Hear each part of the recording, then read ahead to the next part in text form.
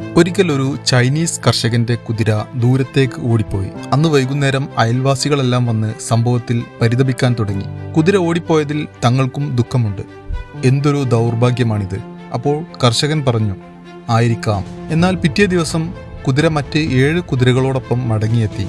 അന്നും ആളുകൾ കൂടി. എങ്ങനെയൊക്കെയാണ് സംഭവങ്ങൾ മാറിയത്? നിങ്ങൾക്കിപ്പോൾ 8 കുതിരകളായി. എന്തൊരു ഭാഗ്യമാണിത്.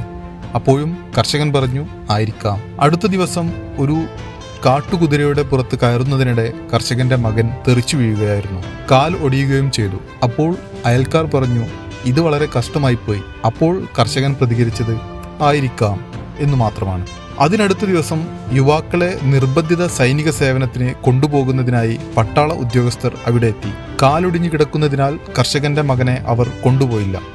വീണ്ടും അയൽക്കാരെല്ലാം ചുറ്റും കൂടി. അത് വളരെ നന്നായി എന്ന് അഭിപ്രായപ്പെട്ടു.